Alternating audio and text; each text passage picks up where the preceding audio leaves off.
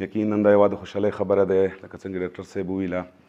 چې نن موږ ټول یو پلیټفارم باندې مرکز کې ناست یو. ټولو نه غوټه خبره دا دی، زه به دا وایم چې هر هغه کس هغه ایمو بې اتفاقۍ ایمو منځه نفاق کوشش یې کول، هغوی مخ باندې دا یوه مضبوطه چپېړه دی. او دې نه علاوه پروګرام د سیول د کوم هغه دی میډیا والا سوشل میډیا والا دی، نه دې مناسبات سره یقینا زه خو دومره ډېرو کې بلدا نه یم چې یو نیم پوسټ د ولګوو یو نیم کمنټ د وکړو.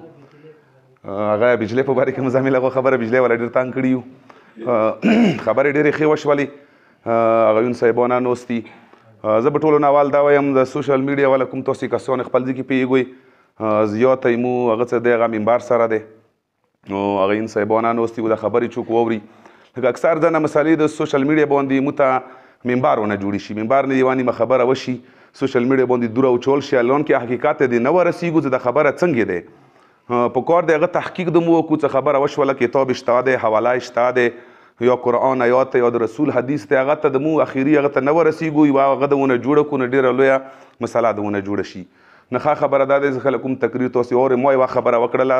ما سره باقاعده ټلیفون باندې رابطه وکړه، دا خبره ته کوم ځای نه وکړه که ما سره څه پروف یې زه به ته بیان کوم، که چیرې پروف ما سره نه وي هغه نه بعد ته بیا یوه نیمه خبره وکړه. ښه خبره دا دی مزمل هغه خبره څه پرده واچوه،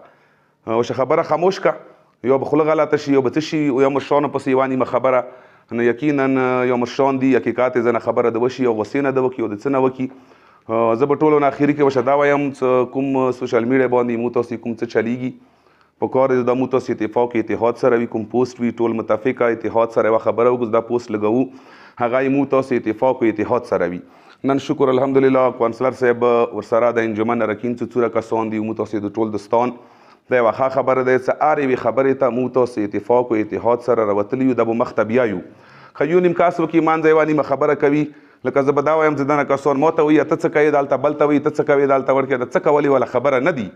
دا مو تاسې باندې دا مو میلې روانې دي، مخکې نه دی مو سوچ و فکر مو چې کله به وي چې مو تاسې هر یو شی اتفاق و اتحاد سوي، که هغه مو ته متام دی که مو ته سنځني دی که مو ته خبره دی که د خنه ته ځواب دی کومې شی ویلې نه دی،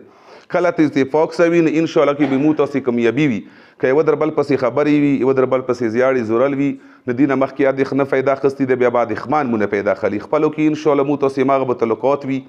ماغه د وي ماغه د تاګ راتاګ وي غم خدای دا وي، خو فایده د مو نه د اخمان وخي چا کوم چوک ویلې نه دی. نو په کار دی مو تاسې دپاره ټولو ته زه بیا یو ریکویسټ کوم سوشل میډیا باندې داسې خبره چې هغه نه مو تاسې منځه اختلاف راځي هغه بالکل عامه کوئ، خیر د زړه باندې یوه غوټه تیږه کېږدوئ، چا څه نه لګېږي میډیا باندې ما یې راشئ مخامخ ورسه کښېنئ خبرې ورسه وکړئ. والسلام.